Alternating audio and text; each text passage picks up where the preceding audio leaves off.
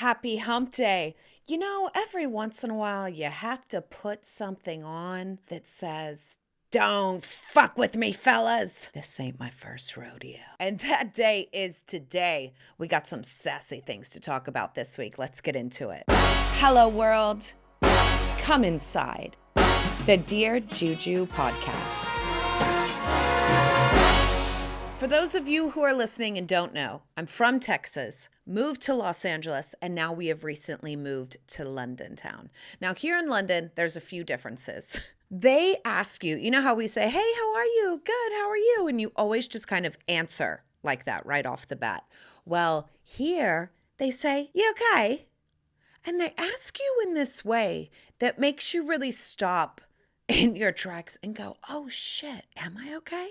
It really makes you think, because you're so used to hearing, "Hey, how are you? Good, how are you?" That when you hear, "Hey, you okay?" Or sometimes they give you a, "You all right?" And you're like, I don't know if I am all right. I'm not going to lie. The last podcast, hopefully you didn't notice it, but I was not okay. I talked to my girlfriend who lived in New York, and sorry if the clickety clankety is happening, but my earrings are fabulous. Okay, they're from Paris. But I called my girlfriend and I said, these past couple days have been a little hard. That's what she said. And I'm like, I don't know if it's just because I'm going to start my period. I don't know if it's because I'm missing LA. There's also a full moon happening. And she was like, "Juge, I have lived," that's what my family calls me and my closest friends to me. They said, "Juge." She said, "I've been living in New York City almost over a decade." And she said, seasonal depression is a thing. So just spring's going to come. You're going to feel lighter in your step. You're going to see blossom. You're going to see sunshine. You're going to feel warmth. And you're going to go, "Why do I feel better?" It's because of the sun. I think it was a bitch basket of hormones, a crazy full moon. We got situations here that are trying to hold us back and hold us down. Kids, they're always in that basket. I FaceTime my girlfriend who's in South Africa right now on a job that I'm supposed to be on. And I saw sunshine, I saw bougainvillea, and I saw palm trees. And bitch, don't you know? The estrogen just done welled up into my eyes and I started to cry. I said, "It's so beautiful there. Look at that palm tree." So, "You all right?" I'm like, maybe. I will be. I'll get through it. I think also sometimes I am so positive and such a doer. And you have to understand this toxic pattern. It's good when things come up and you're like, "Why am I crying? Why am I snapping?" And it's like, maybe you've gone into a pattern that you're used to dealing with that maybe isn't really giving you space or serving you in this moment. Those of you who have listened a long time, that I come from a broken home. And so when my family was damn near imploding, my sister left for college, my brother left for the Navy, my father left with a note in the mailbox, and then my mother kind of left because she was dating and out there on the circuit. She was my age. She was like, "Fuck yes, I need to go find a dick." And you know what? No one can blame her for that. I actually used to do her makeup. Speaking of makeup, honey, she has showgirl makeup on today. She's giving rhinestone cowboy today. I'm feeling it. Spanish cowboy, maybe. But I used to do her makeup before she went out. Like I, put my little, "You go find a man," boop. And she would go off dancing into the night, which left me smoking a lot of weed as a teenager. But pulling myself out of that, I got back into dance, and dance saved me. So I think the pattern that connected the dots for me is like, if you're going through a hard time, get up and do something, right? And sometimes that works. Like, do you know how sometimes you'll feel sick or under the weather and you have to go do something and you actually feel better just because you pulled yourself up by the bootstraps? But I think there is a time where we need to stop and deal with the emotions. And that's what I did last week. And so when someone asked me, "You all right?" I thought, I will be. Oh my gosh. You know what we did? We pinned the tail on the donkey. There was a map of London and we got a few recommendations and knew that we kind of needed to be in a certain zone. I swear to God, blindly. We had a blindfold on. We pinned the tail on the donkey and like, "Chiswick, it's where we're going to live." Sure. We didn't really know the neighborhood, what we would get into, what school they would get into. They have gotten into the most beautiful school The kids are so happy. They're scooting every day to school. They're scooting home. They're rootin', tootin', and scooting. I will say, though, I do miss a little bit of the drive on the highway, blasting Elsa for Georgie. Those days where the sun is hot and the windows are down and the mountains and the palm trees and you just got some dumb music on and you're singing with them. So everyone from Rocco's class, every single parent has asked us to do something. Maybe not every single one. The 3 or 4 that we like. And Rocco has a little crush on one of his mates. And the mother asked me, would you like to go get breakfast in the morning with our families and then go to the flea market? I said, that sounds fabulous. Come to find out, she is a wine aficionado. She's a savant. Did you know that wine was started in Georgia? The countries. So she said, you have to have this Georgian rosé. I said, let's go, baby. She bought the bottle of wine for me. I cracked it open last night at another parent's house. And what we paired it with was what this other family who invited us over for a dinner party made us. And what they made us, are you guys ready for this? It's a classic English dish called toad in a hole. Come to find out, toad in a hole is just pigs in a blanket. Okay? How different our cultures are. So the toad, I don't know why they call that. It's a pork sausage wrapped in a pancake type batter. And they said, oh, this is Yorkshire pudding. And I was thinking, a fucking sausage and pudding? That sounds disgusting. Of course, I'm thinking of like a custard, right? And no, come to find out, it's a frickin' pancake. I said, oh, y'all's toad in the hole is our pigs in the blanket, baby. I know this. I love this. It was very fun. The kids ate. He's a comedian. She is a very smart former writer, and now she's a stay-at-home mom trying to figure out her life at 46. And it's just like, yeah, having kids just does that to you. You just, as a woman, try to figure out the balance of, I'm in my 40s. Who the fuck am I? I'm reinventing myself. I now have a child, and I'm a mother. Said all that to say this. That's why I put this outfit on today. Because every once in a while, I like to show myself who the fuck I am. I like to give myself this energies. And you know what I envision? I told you that I daydream and envision things, right? So there was a bunch of swarming people around me. I got dressed. No one's around me, okay? This all happened in my head, okay? Delulu. Party of one. So there's a bunch of people around me, my hair person, my makeup person, my stylist, the people that are helping me with my show, and they're walking down, they're going on walkie-talkie. She's walking. Do you hear my husband laughing in the background? And everyone's just scurrying, getting the set ready and doing everything. She's walking, she's here. And I say, hi, everyone. That was my pretend. So every once in a while, you know what I mean? Get dressed, put on the lipstick, outdo your eyeliner, and you show you who's boss. And I had to do that today, and I had so much fun. And let me tell you something. I got my eye on the cameraman, if you know what I'm saying. You know? He's a cutie patootie. All right, let's get into some domestic goddessness. Cooking. Now, I know a lot of times I talk about what I'm cooking and what I'm doing. This one is a tale of sometimes you just gotta know what not to cook. Desert island dishes. Beautiful English lady online. I love her recipes. She's a former home chef.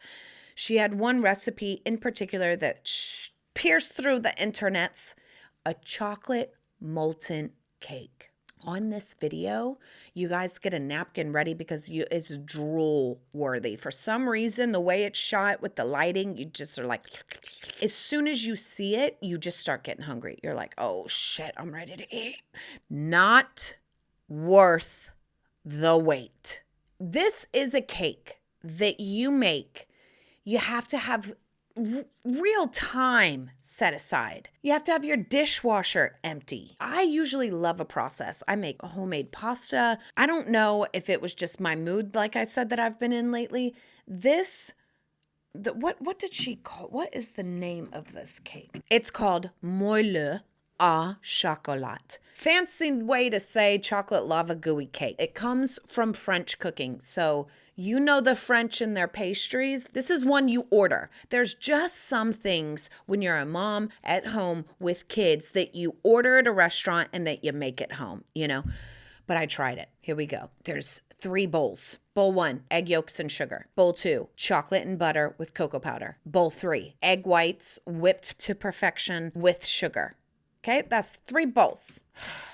Then you combine them, stirring in the egg whites, but the batter is thick, like a brownie batter. It's so thick that folding in the egg whites, I swear to God, I got an arm workout, like a freaking teenager who found its right hand for the first time. Then after all those steps, you have the batter, right? Ooh, it's time to bake. Nope. You take out a third of the batter. How the hell do you do a third, 1/3, 2/3, whatever? Take out a third of the batter, put it in another bowl, 4th dirty bowl. Then you put that in the fridge. You bake off the 2/3 of the cake. Once that cake has cooled completely, which that takes hours. I mean, here in London, it took like 5 minutes, but a cake to cool internally takes a while. Then you put the batter back on top and you par bake it for like 10 minutes. So basically what you're eating is raw batter. The goo is raw batter. Period. You guys, just never again. Twice baking 7 bowls. Then, of course, I made whipped cream to go with it with a vanilla paste. This is shit I used to do when I didn't have kids and trying to get an empire off the ground. And if you have time to do it, it's really good.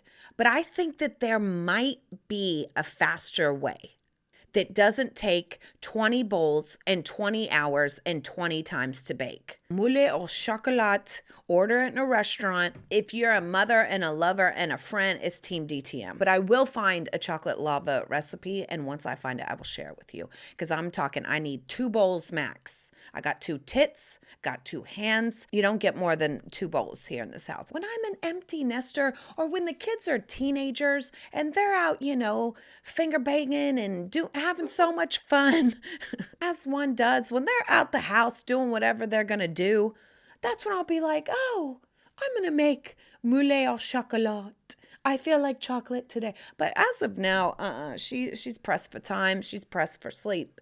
She's pressed for Botox. I need Botox so bad. Cocktails. This is a wine-based one. My girlfriend that I had breakfast with, my son's crush at his new school, let's call her the wine savant, who's my new friend. Her name's Victoria. I told her, I love Schiava. My favorite Italian wine that I've ever tried by an Italian sommelier poured me a Schiava. It was the lightest red that it almost felt like a dark rosé. It was so light, but it was so complex at the same time that it just blew my mind. And she said, oh, then you got to try this Georgian rosé. Let me text her and see if I can get the great Rkatsiteli. Here's the thing, y'all. I've been giving you so much culture that I don't even know how to pronounce it. Oh, she sent me a voice note. Hi, Juju. It's Rkatsiteli. Rkatsiteli. Rkatsiteli. How do you spell that, Juju? Let me tell you, nothing like it sounds. I tell you that much. This is how to spell the grape. R. The R's silent. Then it's pretty much as it sounds. Katssi, but the SI comes together as a Z. Catzy, okay? Teli. Okay, I'll put it down in the notes, okay? Rkatsiteli. So if you go to a wine shop and you deal with people who know their wines, ask for a really bold and complex rosé or a light red like a Schiava. And if they know their stuff, they'll know where to point you into the direction. You guys have got to try an Italian Schiava if you can put your hands on it. If you like red, if you like big and bold but really light, go with the Schiava. And side note, cliff note, what she also told me, France is getting too hot. So what do you say about that for the global swarmings? The area of Champagne is getting too warm of a climate for the grapes and their delicate nature. So actually, a Taittinger, they just bought a winery here in England. So English sparkling wines are coming up in the bouge era because of the cold and the crispness can deal with the delicate grapes. So if you also come across an English sparkling wine, you get that too. See what I'm saying? I hung out with this woman and she done filled my head with I love people that are knowledgeable and passionate, especially about with all things gastronomy, okay? Gastronomy. She was gastronomical. It was fantastic. Decor. Oh my God, you guys. If you want a good business, who's looking for a good business out there?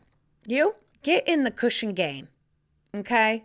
This freaking racket that they are slanging on Etsy, these designer cushions. I want you to go on Etsy right now and look up House of Hackney. It's a huge print and textile iconic house here in England, but I've been a fan of them ever since I was in the US. One of their cushions is $350. So if you put House of Hackney dupe, they're giving it for significantly less. But let's be honest, it's a piece of material like this. And they're like, it's velvet, it's silk. I'm like, y'all, I know you're not even using a yard. Like, what are you thinking? $60 for a cushion? And let me tell you, they are dealing their drug of choice, their cushions, to me. I am a cushion addict. I love cushions. I be buying the cushions.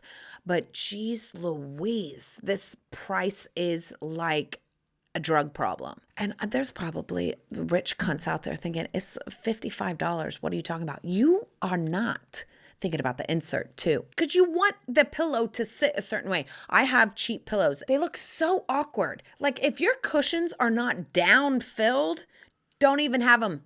Don't even have them because they look stiff and awkward. And you're just like, what is wrong with you? You want a cushion that when you do the karate chop, cut down the center, she's a perfect V for vagina. That's what you want. It's got to be down-filled. Well, that down-filled insert's another $40. You are at $90 or $100 without tax, without shipping per cushion. So if I want 6, because you know, she's a maximalist and I love all things a lot, you're talking $600? For some cushiones? But I have to say, it does add so much to the room because there's blank walls, there's a blank couch, and you got to have the pattern. You got to have the pattern if you want an eclectic mix. You can get cushions for less. I know what you guys are thinking, but I have not found the home goods of here. And they are better than Home Goods. They're better than Target, the ones on Etsy. Definitely. Go to the material store of wherever you live, the fabric district, get you a sewing machine. 3 stitches, shablam, you're out. You know, you learn to put in a zipper. You can learn this stuff on YouTube, okay? Then you too could be slanging $600 cushions. We have a cushion problem in this country. All right, now let's get into some Q&A with some TNA. I told you this outfit's making me feel a certain way.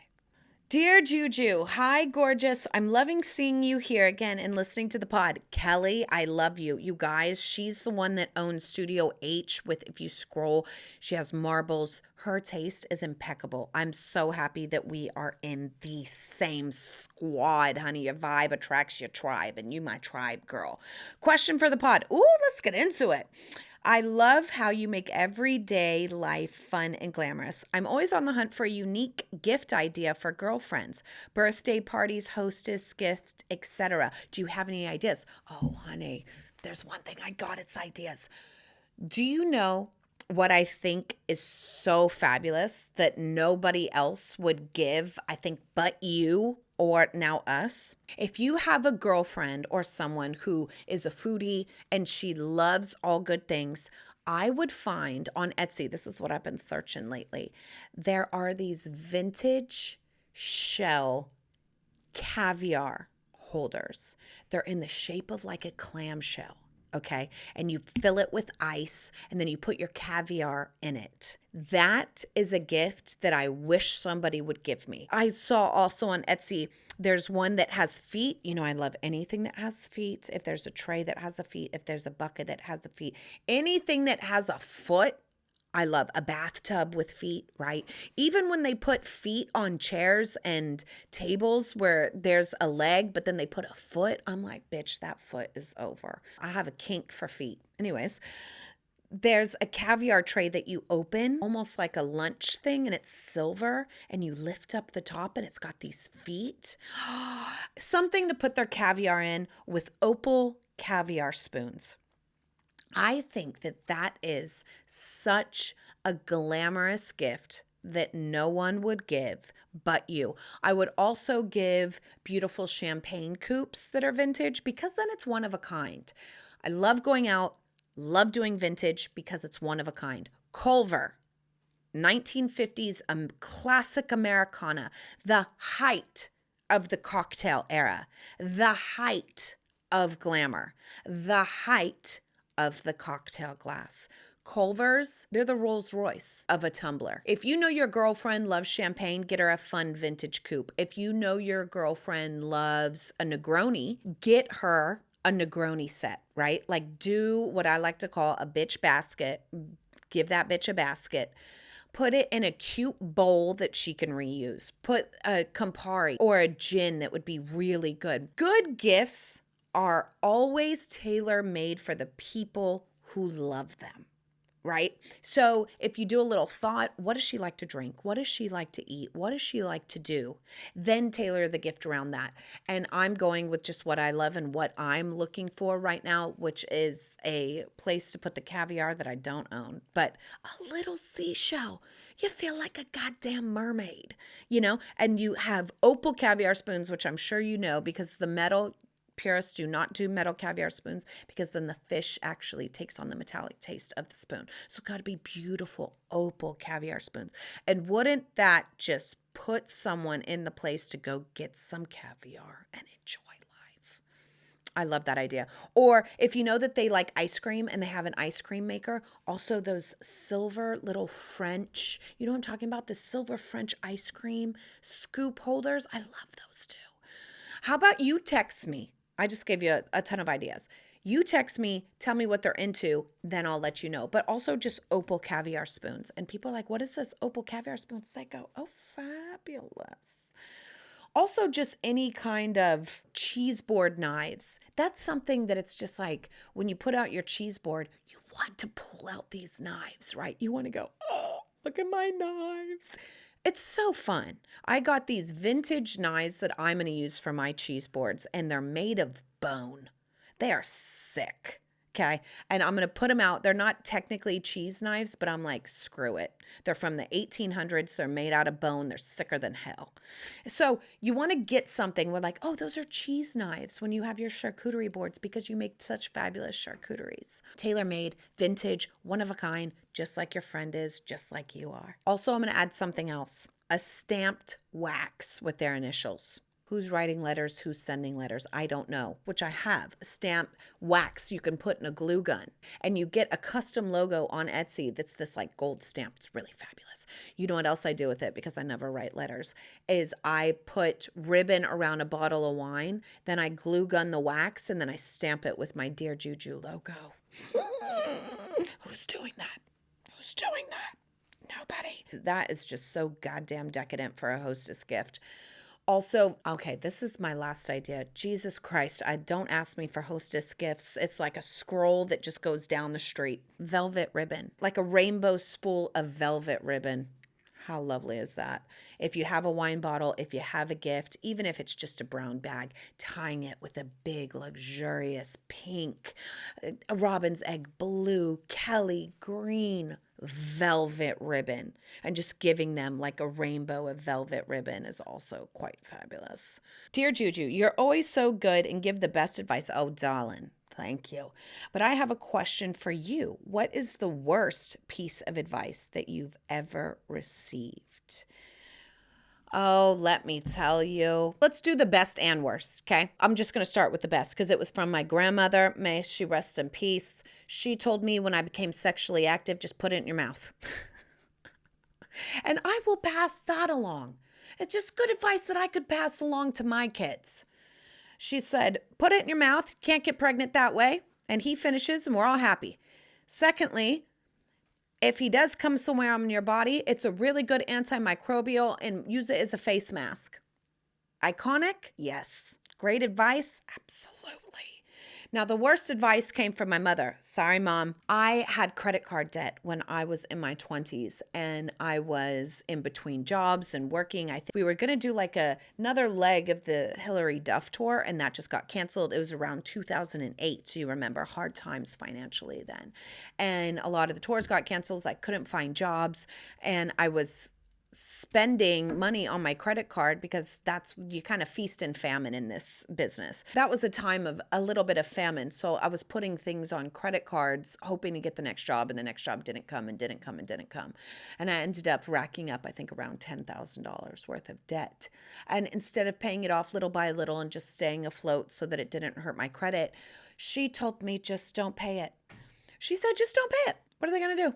They can arrest you. Your credit score will be horrible, but what can you do? You don't have money. Yeah, that was not really sound financial advice that I got, Mom.